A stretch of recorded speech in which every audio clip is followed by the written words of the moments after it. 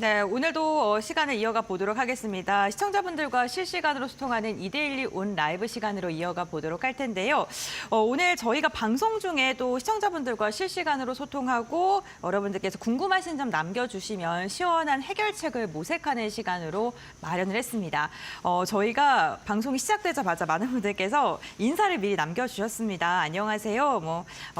지금 오늘 또 은별 씨 반갑습니다. 이런 식으로 해서 파트너님도 빨리 보고 싶다라고 이야기하니까요. 인사 먼저 나눠보도록 하겠습니다. 네, 오늘 함께 하시는 파트너님은요. 이재선 파트너입니다. 안녕하십니까? 네, 안녕하세요. 네, 반갑습니다. 네. 오늘도 시장 전반적으로 훑어보고요. 주목해볼 만한 섹터에 대한 이야기를 나눠볼 텐데요. 지수단에서 먼저 바라봐야 될 건 어떤 게 있을까요? 지수 측면에서는 글로벌 증시야 미증시가 네. 추수감사절 앞두고 좀 쉬었다 정도로 보시면 될 것 같고, 우리나라는 지금도 계속 속보가 나오지 않을까 싶습니다. 한국은행 금통위가 열리면서 이제 전격적으로 금리 인하 단행했다라는 소식 다들 들으셨을 텐데, 그러면 여러분들은 편안하게 성장주 쪽이 그래도 조금 괜찮겠구나. 원래 동결을 점치는 게 80%가 넘었는데 그래도 결단을 딱 내리신 것 같습니다. 그래서 이런 부분 여러분들이 체크하시면서 보고, 지금 시장은 간단하게 보시면 될 것 같습니다. 급등한 종목들, 급등한 섹터들은 차익 실현 한번 하시고, 그리고 바닥에서 턴되는 종목들, 이런 급등전 초입에 있는 섹터들만 집중해서 여러분들이 보신다라고 하면은 지수하고 상관없이 바닥권 종목으로 편안하게 수익날 수 있는 장이니까 이 부분만 명심하시면은 여러분들이 걱정할 거 없는 장 아닌가라고 생각이 되고 있습니다. 네, 알겠습니다. 우선 채권 시장에서는 85%가량이 금리가 동결될 것이다라는 동결 우세론이 좀 컸었는데 지금 25bp가량 인하한 것으로 지금 확인이 되고 있고요. 그렇다면 이제 바닥에서 올라서는 종목, 섹터가 무엇인지 지금부터 확인을 해보도록 할 텐데, 대표적으로 이야기를 해볼 만한 게 2차 전지일 것 같습니다. 네. 특히나 에코프로비엠이 이전 상장을 추진한다라는 소식이 전해지면서 오늘 개장 직후부터 좀 주목을 받았었는데요. 파트너님께서는 이 이슈 좀 어떻게 보셨어요? 올 것이 왔다. 네. 네, 이렇게 생각하고 있는데, 이미 LNF 같은 경우는 네. 이전 상장을 하지 않았습니까? 맞습니다. 그런데 올해 전기차 캐즘 때문에 사실 주가는 그렇게 좋지는 못했어요. 그러다 보니까 그 당시에 우리가 기억을 잘 거슬러 올라가 보시면은 LNF랑 에코프로 BM이랑 HF이랑 손잡고 간다라는 얘기가 있었는데, 이 중에서 LNF만 넘어갔죠. 에코프로 BM 같은 경우에는 사실 그때 넘어가려다가 이동채 회장 CO 리스크가 법정 공방이 나오면서 좀 문제가 되면서 좀 밀렸다라고 보는데요. 저는 오히려 그게 에코프로 BM에는 기회가 되지 않았는가. 사실 이전 상장하고도 그 부분에 있어서 수혜를 못 보고 지금 전기차 캐즘이라고 여러분들 계속 이제 굉장히 스트레스 받는 단어를 많이 들으셨을 텐데, 주가가 못 가면 여러분들 굉장히 실망하실 거 아닙니까? 그러다 보니까 오히려 바닥권에 있을 때, 지금 바닥권에 턴되는 섹터 말씀드렸는데, 2차 전지 관련주들은 충분히 가능성이 있다라고 제가 최근에 계속 방송에 나와서 여러분들께 설명을 드리고 있습니다. 그러다 보니까 기회는 더 좋은 기회가 아닌가라는 생각이 들고 있어요. 그리고 이런 부분에 있어서 또 걱정되는 게 IRA라든지 트럼프가 당선된 다음에 한미 FTA 이거 너무 끔찍하다, 다시 하자, 아니면은 폐지하자, 이런 얘기를 하고 있는데, 그런 부분에서 좀 걱정하시는 분들이 일부는 계실 수 있습니다. 그런데 최근에 보면은 또 유럽의 노스볼트가 이제 파산보호 신청을 하고 하는 이런 모습을 본다라고 하면은 아무래도 우리나라 2차 전지 관련주들, 이런 소재 업종이나 장비주들이나 전체적으로 기대감을 좀 모을 수 있는 내년이 되지 않나 싶습니다. 그래서 내년 을사년에는 저는 2차 전지 관련주도 굉장히 긍정적인 이제 시그널을 하나씩 보면서 유럽부터 시작해서 미국까지 이어지는 이런 훈풍이 우리나라에도 불 수 있다라는 거, 이런 부분 보시면 될 것 같고, 미국에서 트럼프가 이제 전기차 보조금 같은 경우 폐지하는 이런 부분, 축소하고 폐지하고 이런 부분에 대해서 계속 얘기하는데, 일론 머스크 같은 경우도 이런 보조금 폐지 같은 경우에는 어느 정도는 찬성하는 바입니다. 이유가 뭔가 궁금하실 텐데, 테슬라는 오히려 보조금이 없는 게 본인들 경쟁력에 있어서 긍정적이다라고 생각하는 이런 자신감을 내비치는 항상 그런 기업이기 때문에, 다른 부분에서 이제 규제를 철폐하고 보조금 같은 경우 없어도 괜찮다. 그리고 캘리포니아나 이런 주별로 해가지고는 계속 좋은 정책 나오고 있으니까, 이런 부분을 내년까지 연결해 가신다라고 하면은, 제가 볼 때는 에코프로 BM 지금 오히려 이전 상장하는 거는 오히려 기존에 안 하고 늦춰진 게 기회가 되는 거고 최적의 시기에 하는 것 같다라고 저는 보고 있고요. 그렇게 해서 지금 뭐 주가 쪽을 뭐 간단하게 보면서 여러분들 넘어간다라고 하면요. 지금 14만 원 부근에 있어요. 오늘 뭐 개장초에 한 3% 정도인데 지금 4%까지 올라오고 있는데 사실 4% 올라와봤자 굉장히 미비합니다.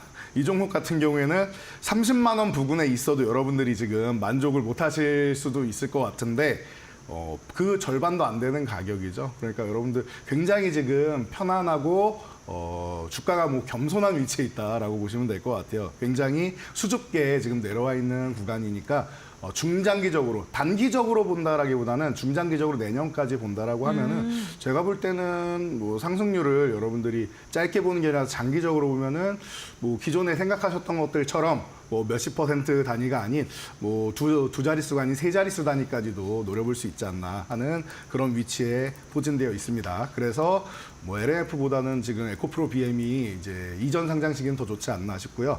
뭐 제가 셋이서 손잡고 이전한다라고 말씀을 드렸었는데 HLB 같은 경우도 간단하게만 말씀드리면은 이 종목은 언제 이전 상장하는지 궁금해하시는 분들 간단히 말씀드리면 이거 그 FDA 지금 간암 신약 승인을 앞두고 있죠. 그러다 보니까 이 결과가 나와서 승인이 되면은 이전하겠다라고 합니다. 그럼 빨라야 내년 2월, 늦으면은 내년 3월 정도예요. 그럼 그때 준비해놨다가 뭐 주주총회 전후로 해서 신청한다라고 하면은 45일 전후로 해서 이제 45일 안에 이제 승인이 날 거고 상반기 정도의 가능성 있지 않나라고 생각을 합니다. 그래서 그 부분은 이제 FDA 결과가 나와야 되는 부분인데 그게 아마 3월 안쪽에 나올 것이고 빠르면 2월에도 나올 수 있으니까 이런 부분 체크하시면 될 것 같아요. 그래서 최근에 HLB도 뭐 바닥에서 이렇게 올라오기 시작하는데 내년까지 보고 그리고 FDA에서 정말로 뭐 좋은 소식이 들린다라고 하면은 이 종목 또한 에코프로비엠 못지않게 내년에 뭐 좋은 이제 뜨거운 감자가 될 수 있는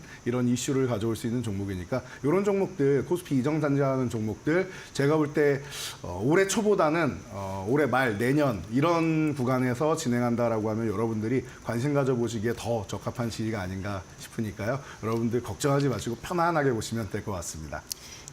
네, 알겠습니다. 2차 전지부터 제약바이오 대표적인 종목군들 확인을 해봤고요.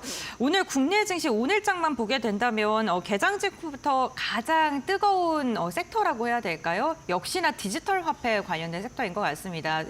정부에서도 디지털 화폐에 대해 긍정적인 이야기가 계속 나오고 오늘 시범적으로 또 운행을 했다라는 소식이 날려오면서 이런 CBDC 관련 기업들, 그러니까 디지털 화폐, 중앙화폐인 거죠. 관련해서 오늘 좀 주목을 받고 있는데 앞으로 더 갈까요?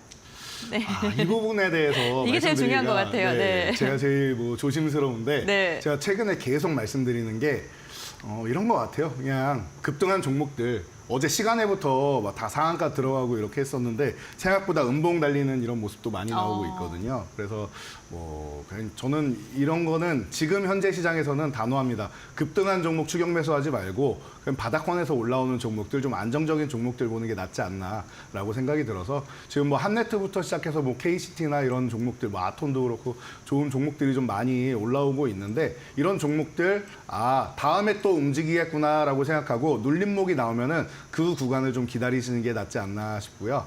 뭐 여러분들이 뭐 이런 뭐 테마성 종목을 이제 뭐 추격 매수하기보다는 바닥에서 최근에 밸류업 정책 같은 경우가 계속 나오고 있습니다. 뭐 현대가에서도 현대모비스에 이어서 현대차 같은 경우도 1조 원 자사주 매입이 나오고 기아는 뭐 작년부터 뭐 5천억 자사주 매입의 소각까지 계속 가장 뭐 적극적으로 밸류업을 하는 뭐 이런 정책이고 금융주들 연말 앞두고 연일 이제 밸류업 정책 계속 얘기 나오고 있죠. 뭐 하이닉스까지도 사실 SK하이닉스는 뭐 배당이 좋거나 뭐 그런 종목은 아닌데 이런 부분에 대해서도 뭐 고정 배당금도 올리고 하면서 긍정적인 모습 보이고 대신 더 중요한 거는 R&D 쪽에 계속 투자를 하고 있느냐 앞으로 기술을 따라갈 수 있느냐 혹은 선도할 수 있느냐 이런 부분이 좀 더 기술주에는 또 중요한 부분이 아닌가 싶은데요. 하이닉스는 지금 HBM 쪽으로 이제 글로벌 퍼스트 무버가 되어 있는 기업입니다. 그렇기 때문에 기존의 2등 기업이라는 이미지를 벗어던지고 도약하고 있으니까 이런 부분에 여러분들이 집중하신다라고 하면은 제가 볼 때는 이런 단기적으로 올라오는 섹터들 이런 부분은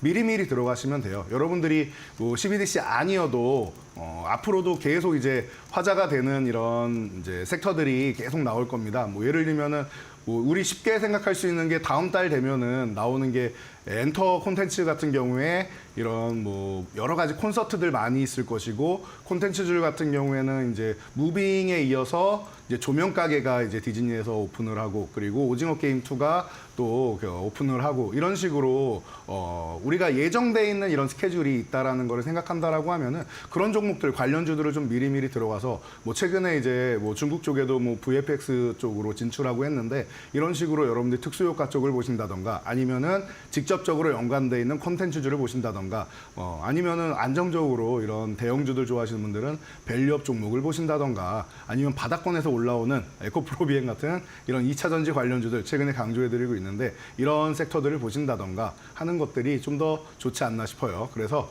다시 한번 한 100번, 1000번을 강조해도 모자라지 않는 것 같습니다, 여러분. 급등한 종목들은 차실험 꼭 하셔야 돼요. 최근에 바이오주들 급락 나오는 거 보셨듯이 그 급등한 종목들, 그리고 많이 올라온 종목들은 한번 쉬었다 가는 게 맞다, 눌림목을 노리는 게 맞다라고 보시면 되고, 그리고 이제 바닥권 턴되는 종목들, 상승 초위권에 있는 종목들에 집중하시면은 지금 지수 뭐 걱정할 필요 없고, 이런 이슈들 하나하나 여러분들이 안 따지셔도 돼요. 오히려 이슈가 나오면은 한 3일에서 일주일 정도 쉬었다가 눌림목 나온지 체크하시고 그 뒤에 보셔도 되니까 한 템포 느리게, 소문에 사서 뉴스에 팔아야지 뉴스를 쫓아가시면 절대 안 된다라는 것들 제가 다시 한번 당부해 드리면은 이번 시장 뭐 어렵지 않을 것 같습니다. 네, 알겠습니다. 단기간의 이슈로 인해서 급등하는 종목은 빠르게 매도 물량이 출회되면서 윗골이 달고 변동성이 확인이 되니까 오히려 안정적인 종목군들로 한번 포트폴리오 꾸려보는 것도 괜찮다라고 이야기를 해주셨습니다. 저희가 이렇게 시장에 대한 이야기를 나누는 동안 시청자분들께서 또 유튜브를 통해서 네. 궁금하신 점을 좀 질문을 해주셨어요. 네. 바이오주 같은 게 이노노반튜, 그리고 퓨처캠 뭐 이런 것도 핫하다. 뭐 배터리주에 대한 관심주들도 좀 있는 것 같고, 네. 로봇주 궁금하다고 하거든요. 아, 로봇주. 네, 로봇주는 또 어떻게 보세요? 네. 최근에 네. 이제 뭐 협동 로봇 관련해서 네. 어마어마한 기대감을 모았는데 요즘에 네. 너무나도 쉬고 있다 보니까 여러분들이 좀 고민이 많이 되시지 않나 그러실 것 싶어요. 같아요. 네. 거기다가 테슬라가 로보택시 이제 공개를 했는데 거기서도 또 시들시들했죠. 그래서 아, 이거 안 되는 건가? 너무 멀리 있는 건가라고 생각되실 수 있는데요. 어느 정도는 맞는 말인 것 같아요. 협동로봇 시장이나 이런 쪽은 좀 시간이 좀 어느 정도 걸리고, 이쪽 시장에서 돈을 크게 번다라고 하면 숫자로 찍히는 이런 부분은 시간이 좀 걸릴 수는 있습니다. 그런데 우리 주식시장은 항상 꿈을 먹고 살고 미리 선반영을 많이 해주는 이런 시장이다라는 것을 보면은 이렇게 생각하시면 될 것 같아요. 우리 4차 산업혁명이라는 거, 우리가 지금 현실에 어느 정도는 적용되기 시작하고 있습니다. 이미 산업화가 됐다라는 거죠. 자, 4차 산업혁명이 그래도 글로벌 시장에서 트렌드로 자리 잡기 전에 뭐 가장 먼저 뭐 화두된 게 한 2016년부터였던 것 같아요.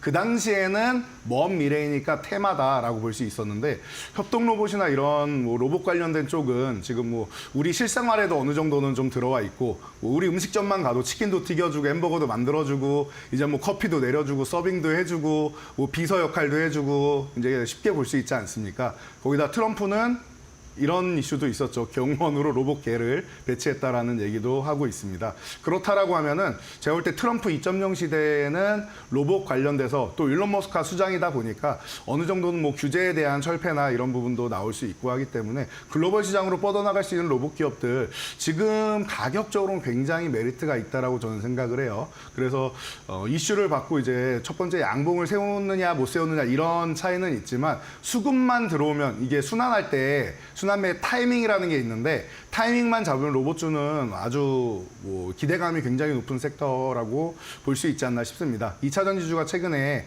바닥에서 꿈틀대듯이 로봇 관련주들도 지금 뭐 천천히 좀 움직이려는 모습 이제 보이고는 있는데, 수급이 아직 조금 부족합니다. 수급 들어오는 타이밍만 여러분들 보셨다가, 계속 말씀드리지만 여러분들이 먼저 들어가서 기다리는 게 너무 시간이 걸릴 것 같으면은 대량 거래 동반한 양봉이 하나 딱 나오는 거 기다리세요. 그리고 눌림목 분명히 나옵니다. 이틀을 가든 3일을 가든 눌림목은 항상 나오게 되어 있습니다. 그럼 눌림목 구간을 노리세요. 내가 먼저 첫날 내가 세력이라서 끌어올릴 수 있다, 이런 뭐 멋진 사람이 아니다라고 하면은, 제가 볼 때는 그 눌림목 타이밍 노리시면은 첫 번째 눌림목부터 해서는 여러분이 생각하시는 것보다 더 높은 수익률을 볼 수 있지 않을까 하는 기대감이 충분히 있는 섹터니까 걱정하지 마시고요. 로봇 관련주도 좀 편안하게 보시면은 제가 볼 때는 중장기적 성장성은 뭐 걱정할 필요가 없는 것 같습니다. 네, 알겠습니다. 우리 시청자분들께서 궁금해하셨던 로봇 관련 섹터에 대해서도 리뷰를 남겨주셨고요. 그렇다면 이제 오늘의 공략주 이야기 나눠보도록 하겠습니다. 파트너님, 그렇다면 오늘 공략주는 어떤 종목으로 선정하셨어요? 자, 오늘의 공략주. 그동안 뭐 공략주들이 전체적으로 좋아서 네. 대부분 목표치를 달성하고, 뭐 지난주 뭐 뷰너 같은 경우도 이제 코앞에 맞아요. 와 있어요, 일정 네. 목표치가. 그래서 이제 제가 단기적으로는 좀 많은 종목들을 드린 것 같아서 이번에는 이렇게 제가 생각을 해봤어요. 제가 제가 자녀는 없지만 자녀들에게 물려줄 주식 뭐 있습니까? 질문하시는 분들도 상당히 많으시길래 포트폴리오를 구성하면 이 종목 정도는 들어가면 어떨까? 근데 그 자녀에게 네. 물려주는 게 원치 않게 하락해서가 아니라 네네네. 네, 정말 의도적으로 네네네. 중장기적으로 괜찮을 것 같아서 네. 말씀을 해주시는 거잖아요. 엄청난 성장성을 동반하지 않을까 싶은데 네. 뭐 단기적인 게 아니라 꾸준하게 올라갈 기업이 오. 아닌가라고 개인적으로는 보고 있어서 이 포트폴리오가 있다라고 하면은 그중에 한 종목 정도 오. 이 종목을 담아서 주지 않을까 생각이 들어서 네. 자, 오늘 또 이제 여러분들을 위해서 멀리 내다볼 수 있는 기업을 하나 가져왔는데 네. 바로 셀트리온입니다. 제약바이오 대장주 중 하나인 셀트리온. 네. 그러면은 뭐 차트도 그렇고 앞으로 모멘텀도 그렇고 말씀해 주시죠. 네. 네, 방금 대장주다라고 말씀하셨는데 시총 사이즈는 큰데 대장이라고 말하기에는 너무 민망한 네, 주가가 맞아요. 아닌가 싶을 정도로 전혀 움직이지 못했습니다. 사실 지금 현재 시장에서 대장이라고 하면은 뭐 코스피 쪽에서는 이제 삼성바이오로직스가 있고 이제 코스닥에서는 알테오젠을 꼽으시는 분들이 많으실 거라고 생각하는데 실질적으로 그게 맞습니다. 셀트리온은 정말로 코로나 시즌 때 치료제를 개발한 기업으로서 누려야 할 지위를 전혀 누리지 못하고 그때부터 4년간의 뭐 분식회계 이슈부터 시작해서 정말 어려운 시기를 많이 보냈습니다. 거기다가 뭐 3사가 상장을 하면서 이 부분에 대해서 이제 어떻게 보면은 매출 뭐 돌려막기나 이런 부분에 대해서도 의심도 많이 받고 해서 이런 일이 벌어졌는데 그래서 그런 부분을 앞으로는 차단하겠다라고 해서 3사 합병을 진행하고 있죠. 이런 부분이 이제 경영권 승계 부분하고도 연관이 되는데 그러다 보니까 뭐 여러 가지 측면에서 주가가 좀 못 올라왔던 것 같아요. 뭐 4년이라는 분식회계 조사 이후에도 사실은 뭐 충분히 쉬고 있는 구간이 아닌가 싶은데요.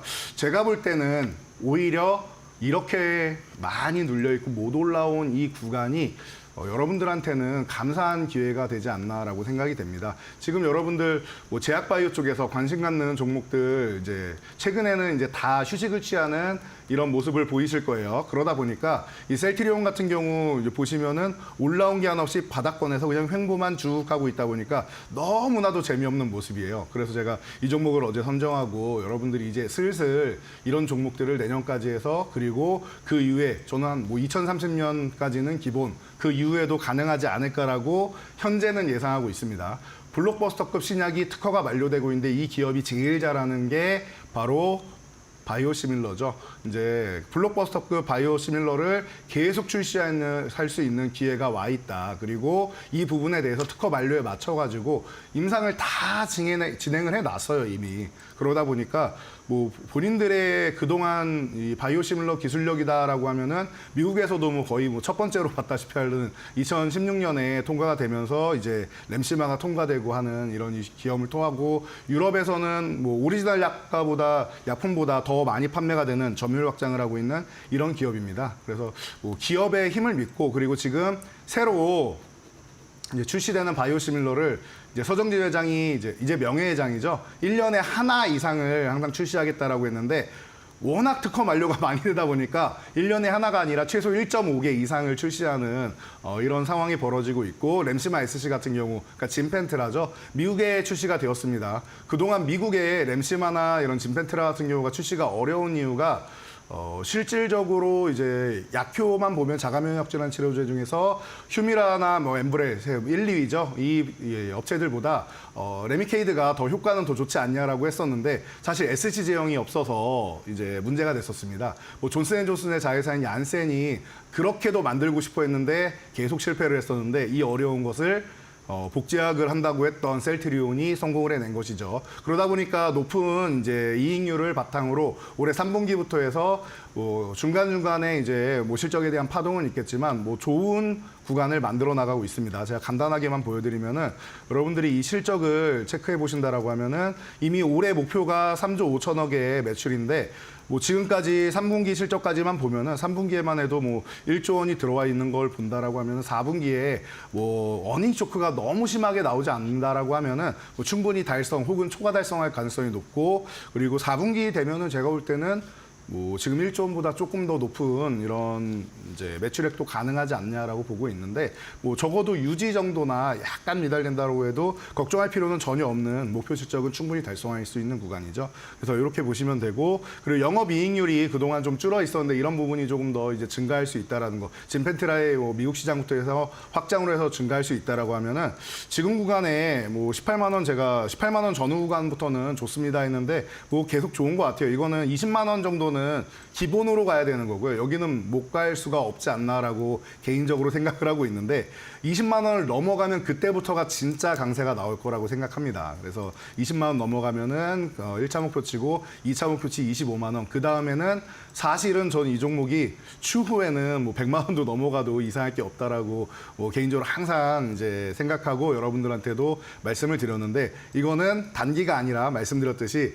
자녀들 세상에 왔을 때 충분히 가능하지 않겠느냐, 꾸준하게 성장하지 않겠느냐라는 기대감 모으고 있습니다. 사실 2016년까지만 해도 제가 지금 우리나라에 1조 원의 매출액을 넘는 기업이 이제 녹십자하고 밖에 없다라고 유한양행밖에 없다 말씀을 드렸었는데, 앞으로 1조 원 넘어갈 가능성이 높은 기업 중에 꼽았던 4기업 중 하나가 바로 셀트리온이죠. 지금 1조 원을 넘어서 3조 5천억을 올해 노리고 있습니다. 그리고 추후에 제가 볼 때는 2030년쯤 되면은 이게 조 단위가 아니라 공을 하나 더 붙인 단위가 붙지 않을까 싶어요. 그러니까 여러분들 그때까지 성장을 꾸준히 보시고 이제 편안하게 나는 주식 신경 아예 안 쓰고 배당금처럼 계속 가져가고 싶다라고 생각하시면은 이 종목을 여러분들이 관심 가져 보신다라고 하면은 좀 편안하게 중장기적으로 정말 투기가 아닌 투자의 개념으로 볼 수 있는 종목이 아닌가 싶습니다.